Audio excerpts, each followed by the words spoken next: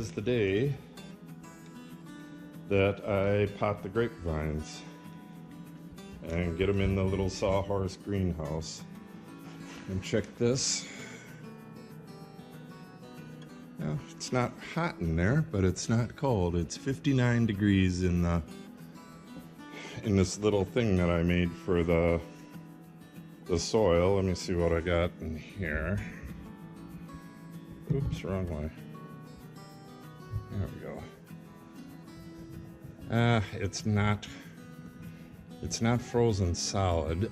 I'm gonna roll this out and get it in the sun just in case I need more soil. Okay. So I gotta set up a bench outside and find some tools and get going on this.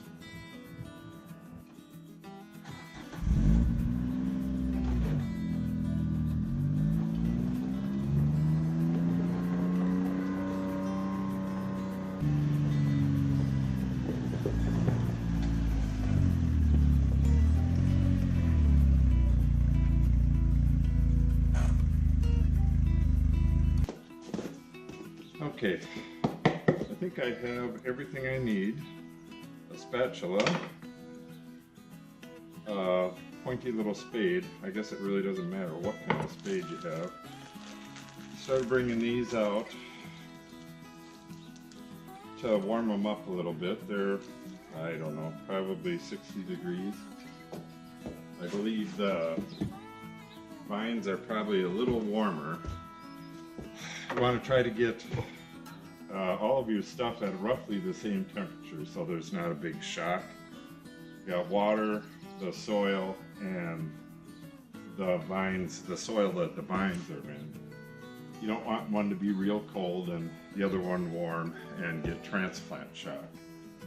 So now I'll show you how to get them out of there. It's not an easy task. So what you want to do here is try to loosen up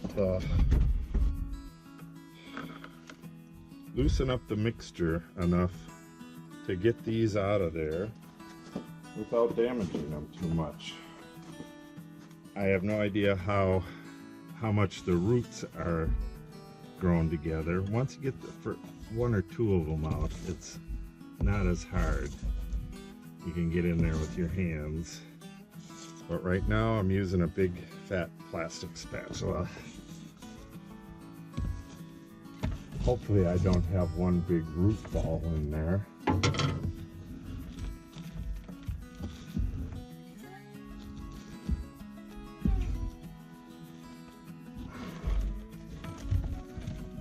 Yeah, I can feel a little bit of tearage. Look at those roots. That's one.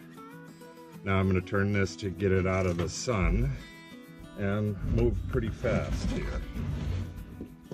70 degrees at the table here. Okay. Got the first one. I'm going to try to get all these roots under it. Well, I definitely want to get all these roots under there, under the soil. I gave it a little spritz of water, and I'll do the next one, and then I'm gonna speed things up a little bit from there.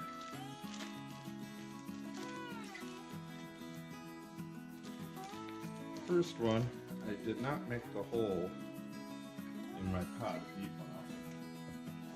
Go a little bit deeper than that. Now you can kind of just shake it out of there.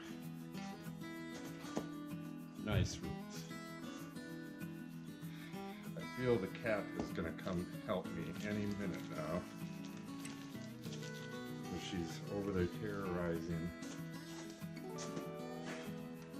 my burn barrel.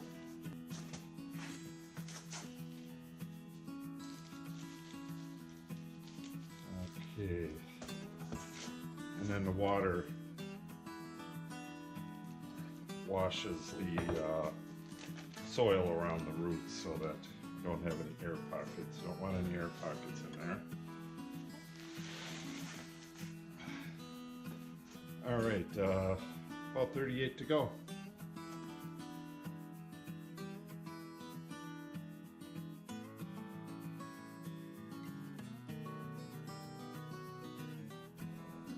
There they are, all potted up.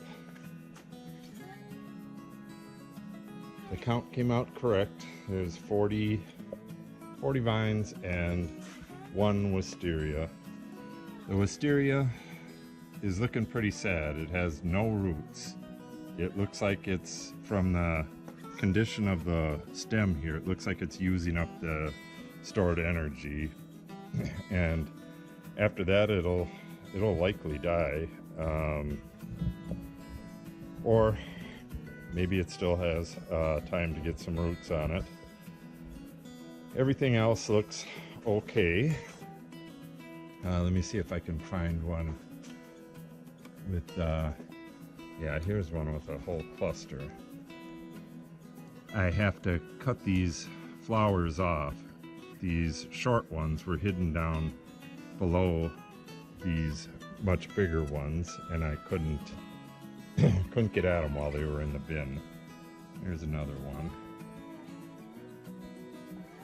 So I have to get in there with a scissors and cut them off, but some of these are, until they have a little stalk on them that I can see, I just leave them alone.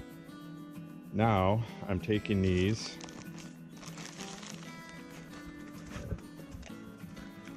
bringing them around the corner and placing them into the sawhorse greenhouse. I've replaced my little heater, well, bigger heater, with this little one.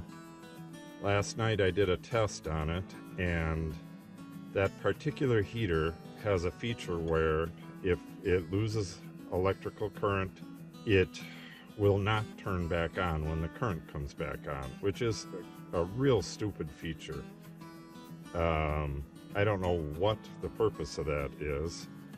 If you have it in, you know, the purpose of the heater, if your heat is coming, or your electricity is coming on and off, you don't want the thing to turn off in the middle of the night. Kind of a stupid design. But this one I've tested and it works, and the thermostat works just fine. But it'll only work the one time on the other heater. And my little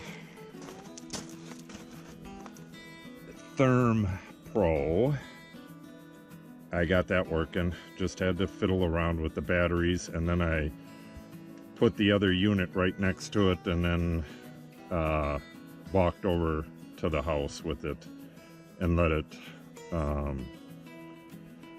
it identify it along the way. So as some of these flowers get a little bigger, they will be cut off. You don't want any flowers when you're rooting stuff. You need it to concentrate on roots and leaves, and in this case, vine. So I'm going to throw the rest of the pots in here and water them in a bit more, and that'll be it for this. Here's one of the little flowers that I got to cut off. See, that's about how much stem I want before I cut them. If you cut off the apical meristem, then it'll have to shoot from a different node. And if you don't have a different node, you might have killed the vine. Here's some of the aftermath. I got one that didn't quite make it. I'm not going to put that in there. And I'm out of pots anyways. Root. And then if you look in here, we have various roots. Flowers that were cut off earlier. You can't get all the roots. But once I have one or two out of here, I reach underneath it and kind of fluff the vine out of it, so that there really isn't that many roots in here. Did a pretty good job. Oh, I knocked that off with that spatula. My bad.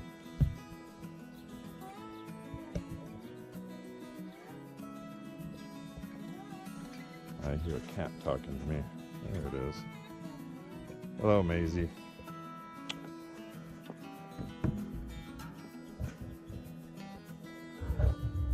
Hi, big girl.